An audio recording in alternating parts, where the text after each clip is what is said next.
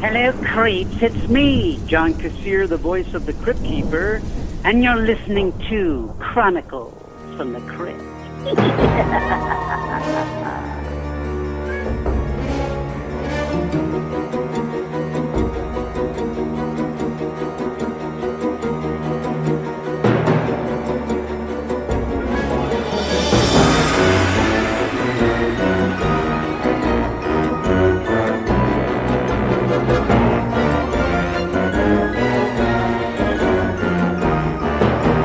Hello there, I'm Casualty Chris. And this is Father Malone. And we are the hosts of Chronicles from the Crypt, a twice-a-month look at the cult horror anthology series, Tales from the Crypt, that originally aired on HBO from 1989 to 1996.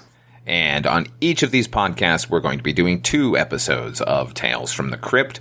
And along the way, we're going to have some bonus episodes covering some tangentially related Tales materials, including their spin-off films, a kids game show, eventually. And we're also going to be doing movies that are at least related to Tales in some way. We keep talking about that kids game show. I think we should never do it, actually. Yeah, I mean, we watched it. We watched it when I was in town visiting, and it was hard to get through. Extremely. From, like, the crazy vice character to just, like, the fact that it was a thinly veiled rebrand of Legends of the Hidden Temple. Yeah, everything about it, not good. There you go. There's that episode. Enjoy, everybody. Yeah, right.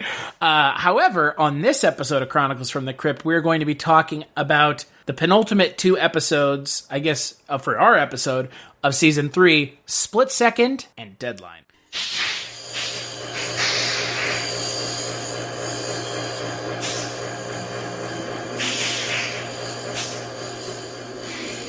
Sometimes life can be such a grind. Know what I mean? That's why I like to get out every now and then and swing a little. So much for his family tree. Tonight's tale concerns a young woman who's about to do a little swinging of her own. She wants to prove that a good man is hard to find, but easy to get rid of. I think you'll like this little chopping spree I call Split Second. So Split Second aired August 7th, 1991. It is directed by Russell Mulcahy, written by Richard Christian Matheson, stars Brion James, Michelle Johnson, Billy Wirth, and Dan Martin, and it focuses on Michelle Johnson, who plays a beautiful / very manipulative waitress who marries Brion James. And all things go to hell when a hot new, what's the word? Mysterious lumberjack wanders into town. Smoldering. He's a smoldering lumberjack. Yeah, this episode's bad, right? It's not great. No. I really like this one. I like the idea of it, but I wish that there was more of Brion James and less of, like, everything else. I will agree that Brion James is Brion James is just in the episode. Great in everything. Yeah, he really is. In fact, I'm looking at my notes right now, and I wrote down, Brion James is awesome. Yeah, he just, and, speaking of, we're recording this essentially like 3 hours after one of Brion James's co-stars from Blade Runner, Rutger Hauer, passed away. So all I can think about Brion James right now is Blade Runner. Tortoise? You know what a turtle is? Same thing. He's great in that movie. He's great in everything. I've never not liked him. And it's always good when he's kind of a heavy in this one, and he kind of specialized in heavies just because of the way he looked. But I always enjoyed when he was sort of cast against type. And I think this is that. I mean, the guy is sort of crazily jealous and violent, but at the same time, he's not like just a straight out baddie in this one. So it was good to see him do that. But I really like this one. This is, look, it's a love triangle. The bane of our existence.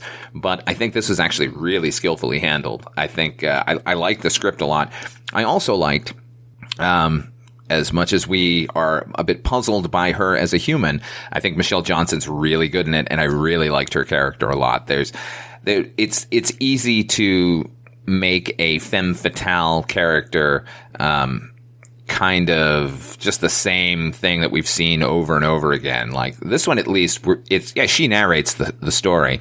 So getting her perspective and just how much fun it is for her just to be a manipulative woman was pretty refreshing to me. Anyway, what do you think, Chris?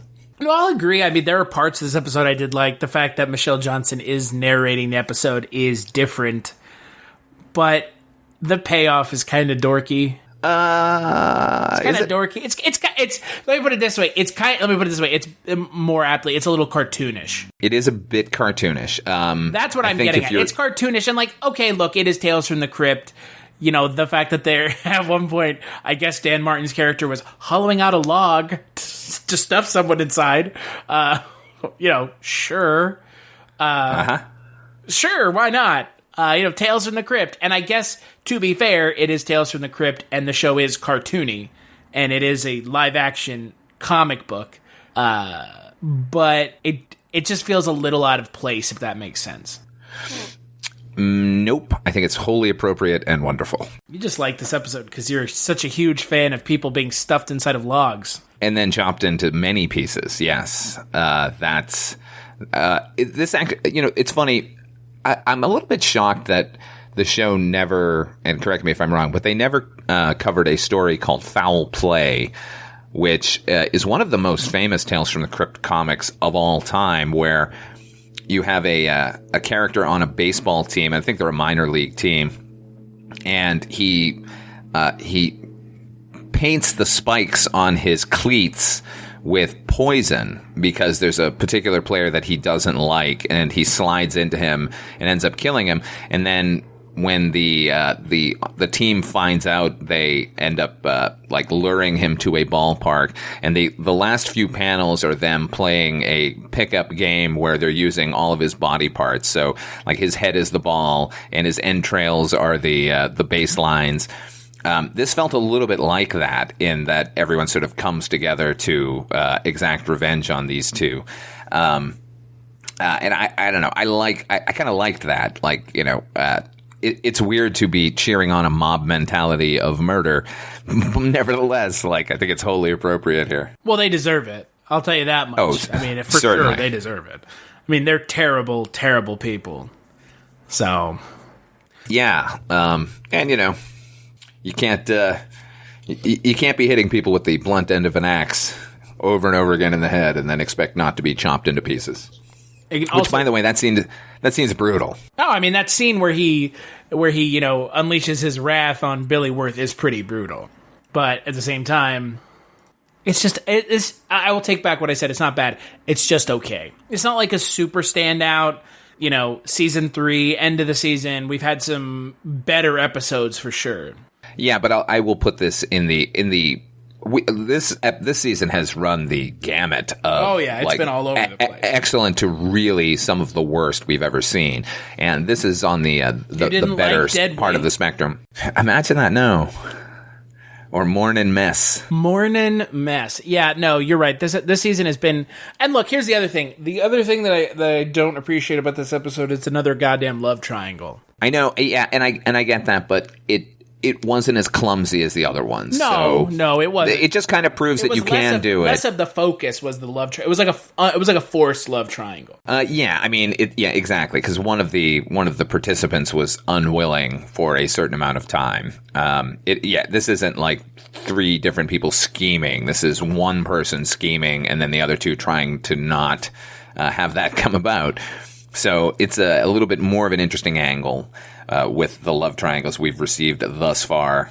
The most interesting part of the episode was Michelle Johnson's character and her narration, right? I mean, really good. I'd say, yeah. And she's great in it. Like, she seems like she's cuckoo, man, but she's a good actress. Like, I'm kind of shocked we didn't get more of her. Like, she maybe got placed into the just a good-looking face category. And wasn't given roles that might have suited her better, because clearly she can play it. I mean, I'm used to seeing her in, kind of flighty romantic comedy kind of stuff. So, but she's got the chops to be a really good villain. So that's kind of a shame. Werewolf? Like Werewolf, yes. Yes. Or 1987. But Blame It on Rio. She's really good in Blame It on Rio with Michael Caine and Joseph Bologna. I think that was her first thing. But yeah, she's fantastic in the episode, and I love that character. And, it should be said, Richard Christian Matheson, who wrote this, is clearly Richard Matheson's son. And a fantastic author in his own right. Some of his television credits are not spectacular, but if you ever read any of his short fiction, he's really solid. He's written some short stories that still come into my mind from 20 years ago, I think, when I read his book. And he's the brother of Christian Matheson, creator of Bill and Ted. Little aside there. Party on, Wayne. Yeah. No. You mean that wasn't just a ripoff of Bill and Ted? I think it actually was. Yeah, right. Yeah. Be excellent to each other. Yeah, I wonder why this was adapted over something like Foul Play, because, again, that's such a weird choice when they have very similar outcomes. Yeah, and, given how, well remembered Foul Play was by fans of that original comic, it's kind of unusual that they didn't, but at the same time, they still could have done it. I mean, it's not like they haven't done episodes similar to each other in the past. And in that one, look, Brion, I guess everyone deserves it here at the end, right? I mean, she's terrible, he's terrible. Yeah, Brion James is pretty bad. He seemingly spirals out of control. Yeah, I would say. But he's they say in the episode he didn't used to be this way, which is the weird part. Well, that's what happens when you have women in the mix. Exactly. I want to point out one other thing, because I just noticed this. Well, I didn't notice it now. I noticed it while we were watching the episode. But when we first meet Michelle Johnson's character, she's waitressing in a bar, and she's being hit on rather forcefully by this gross suitor. His character's named Banjo. That particular actor was also in one of my favorite movies, Near Dark, where he attempts to rob Lance Henriksen and Jeanette Goldstein, and they end up tearing him apart. I just thought that was weird to see him out of nowhere. I'm like, God, that guy looks so familiar, but that's what it was. Near Dark, directed by James Cameron's then wife, Catherine Bigelow. Academy Award winner, Catherine Bigelow. Right. For a woefully undeserving film, but a film nonetheless. I think she, I rewatched Point Break recently. She deserved it, but that movie's not great. I like Hurt Locker. I thought it was pretty good. It's okay. I got to rewatch it. It's definitely no Dances with Wolves or Titanic. It's funny. I noticed that the music in this episode was written by Brian May, and I thought, wow, that's unusual. And then I saw Russell Mulcahy who directed Highlander, which Queen provided the music for, and I thought, oh, well, that only makes sense. But as it turns out, it's an entirely different Brian May. It's like a composer from Australia. It's not the Brian May? It's not, excoriating people online Brian May. It's a well-respected film composer Brian May. Well, there you go. So I would say watch this one. I mean, it's not great, but it's not the worst of this season for sure. This is a solid watch for me. I liked it. I thought it was skillfully made. I like the characterization. I thought all the performances are really good. It's not the best, but it is exactly what even the worst episode of Tales from the Crypt should be this good. Let me put it that way. Yeah. All right, so let's move on to the next episode, Deadline.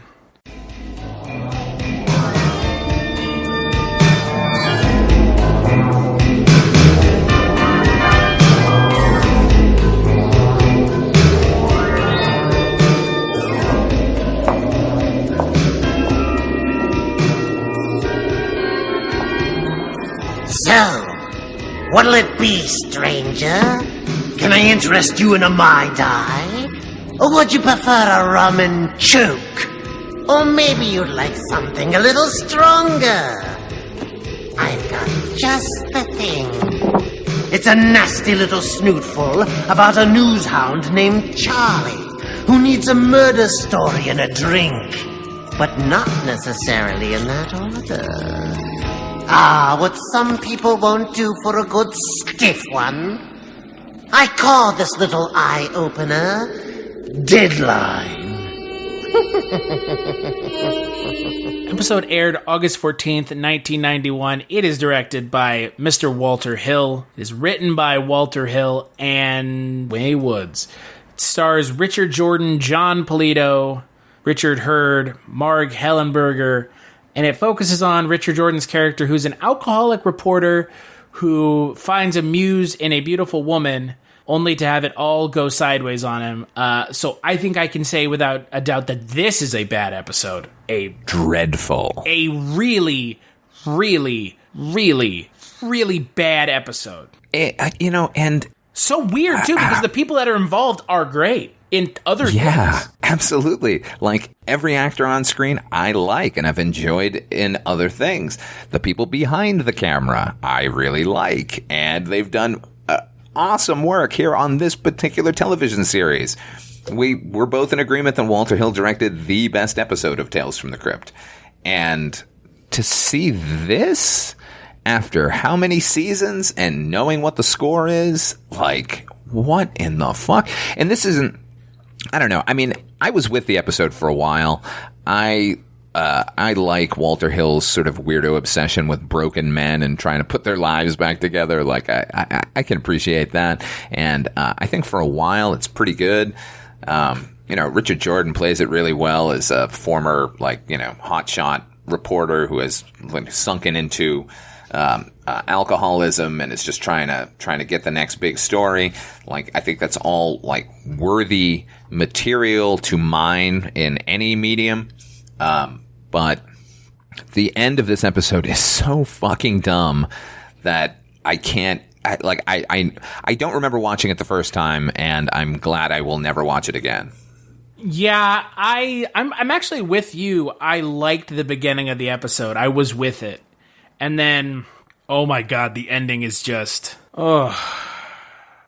It's beyond the pale. Like, I can't even figure it out. Like, who thought it was a good idea? Look, if you haven't seen the episode, so it is one I've just described. And Richard Jordan's trying to put his life back together. He's trying to get another job, meets this girl at a bar, and they sort of strike up a relationship where they just sort of have sex. They don't even know each other's last names. And he finds her so inspiring that he quits drinking and he redoubles his efforts to become a better reporter. And try as he might, he just cannot get a break. And so he has the possibility of getting back on a major newspaper, but he has to have a murder story. So you can see where it's going. And it's almost like he's going to be the one to commit the murder. Yeah, a little bit, right? And that would have been great if it had started happening, but that doesn't happen. They thought that it was going to be some great twist at the end that, I don't know, man. It's just so happenstance and weird that he just sort of, when everything kind of falls apart for him, he doesn't, I mean, he's drinking again, right? By then? He's got the bottle in his pocket, so clearly he's drinking. But he's at a diner having coffee when the owner just so happens to kill his own wife. So he thinks. He thinks he killed her. And as it turns out, is it Marge? Have we ever figured that out? Marg Helgenberger? Marg Helgenberger? Is it Marg? With just say Marg. Marg, because that's how it looks, because there should be an E if she wanted it to be pronounced correctly. Just say woman who was on CSI for almost 2 decades. Yeah, she certainly was. Making that CSI money, man. Hey, she's got FU money, man. 15 years on that show or something like that. Like, yeah, she didn't have to work again. 13 or something, yeah. That's that's pretty good.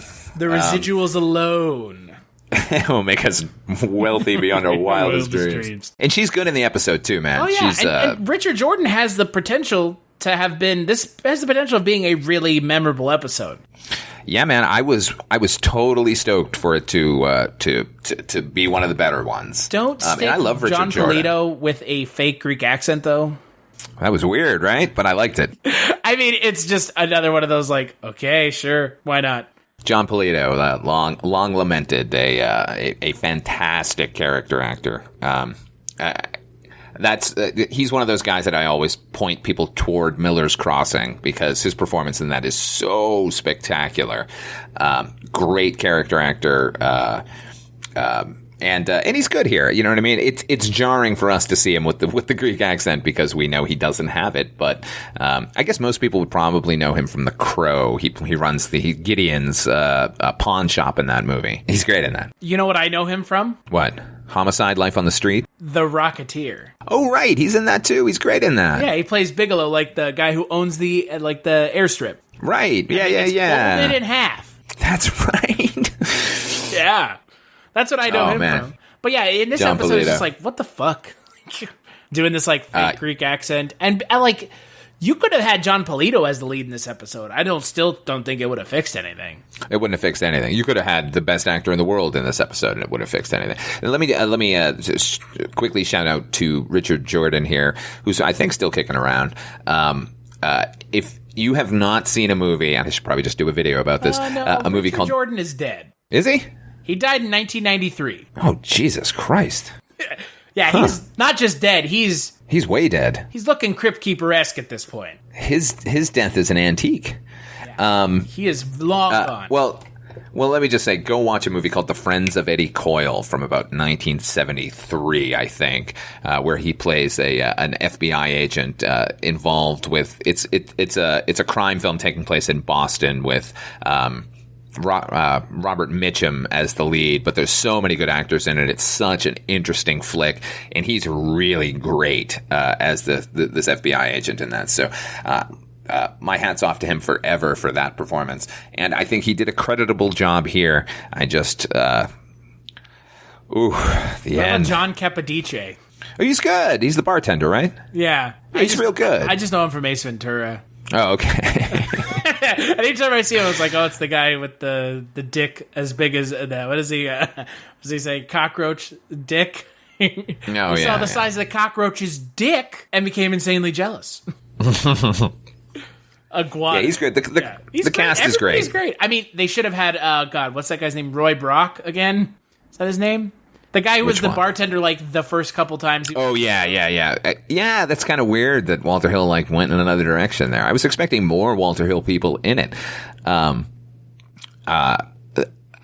Let's just point out that now, like the last one, this one is narrated as well, but instead of just voiceover narration, we actually get a close-up of Richard Jordan talking directly to the camera. Where is he? One wonders. Well, he's in an asylum in a straitjacket, because when he discovers that the guy's wife is not actually dead and it is the girl that he's been in love with, he ends up strangling her. But we're not kind of like The Man Who Is Death, where we never get to see the police's perspective of how they caught him at all. He just sort of ends up there, even though he calls in the story, pins it on the guy. The guy's waiting for the police to come. There is absolutely no reason why he should be arrested or charged with this crime, and it just kind of happens. I didn't understand any of that. Like, why? Is it because he went nuts from the fact that he had to kill her? Well, that would be something that the authors of the episode could have clued us in on. Right? It's almost like we're writing it for you. Almost. Yeah. But guess what? That isn't our job. Yeah. Yeah, exactly. Like, I don't mind filling in blanks in certain situations, but when your entire episode is predicated upon him losing his mind, maybe you should give us a reason. Yeah. Not a great... I mean, other than, he kills the girl that he is in love with and has reinvigorated his life, which I guess we can understand, but, I don't need to make that leap for you. You're the ones who should make the leap. It's not a great episode, not a great ending. It's a waste of everyone's time, not just ours, but the people who filmed it as well. Yeah, I guess everyone got a paycheck, so good for them. At least some good came of it. They got a paycheck, but you know who didn't? Us. Who? No, we did not. Yeah, we never do we? No, we never do. But yet we're still here. So we're still slugging it out with these episodes. Yep.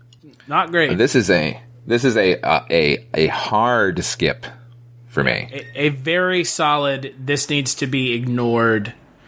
Do not watch it. It is a waste of your time. Waste of everyone's time. Yes. So, on the next episode of Chronicles from the Crypt, we're going to be talking about the final 2 episodes of Season 3. Aw, shit. Spoiled, which we actually have an interview with Alan Rackins.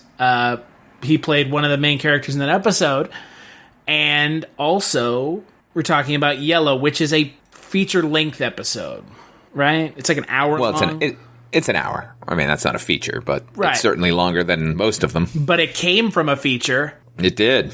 Which we will talk about when we get to that episode, because that is a long discussion to have, since it is the first time we are watching an episode from that feature, otherwise known as, oh god, Two-Fisted Tales. Two-Fisted Tales, that's right. So, until then, where can people find you, Father Malone? As always, on my YouTube channel, OUGT5 Films, OUGHTFIVEFILMS. My show is called You've Never Seen, about movies that have not received the amount of love that they deserve or have fallen by the wayside of public opinions. You can see my new episode I did about the Return of the Living Dead.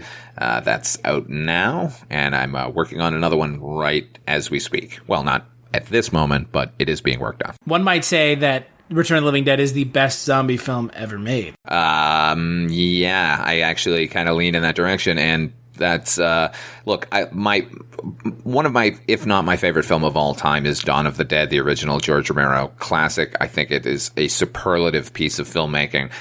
However, if I want to watch a zombie movie, my choice tends to be The Return of the Living Dead. There's just something so much more enjoyable in the film, even as dark as it is. Do you know why? It's because you want to party. That's true. I think everyone wants to party, including the recently dead. Because it's party time. Here's something I didn't cover in the thing. This is just an offhand thing, but there was a television commercial for Return of the Living Dead where the narrator says, they're back from the grave and they're hungry and they're not vegetarian, right? Which is a weird way to go, but as it turns out, Matt Groening, creator of The Simpsons, was working for an ad company at the time, and that's his line. That's a little bit of trivia for everybody. That's amazing. Also, you can hear me on another podcast called Dreams for Sale, the Twilight Zone 85 podcast, where you and I and Mr. Mike White discuss the fantastic reboot of the Twilight Zone from 1985, the only reboot anyone should pay any attention to. Man, you really don't like those other reboots, huh? It's the only one, man. The reboots are garbage. When I'm not here, you can find me on the Culture Cast, where I talk about movies with some guests. Say a veritable cavalcade of guests joining me once a week to talk about movies. You can also find me on the Kolchak tapes, where I talk about Kolchak the Night Stalker with the aforementioned Mike White, and on the newest podcast that I am a co-host on, The One Season Show, where I talk about shows that only lasted for one season. Shocking, that's what it's about, with my good friend Jess Byard. Big thanks as always to John Kassir for the intro to the Chronicles from the Crypt podcast, and we'll catch you on the next episode.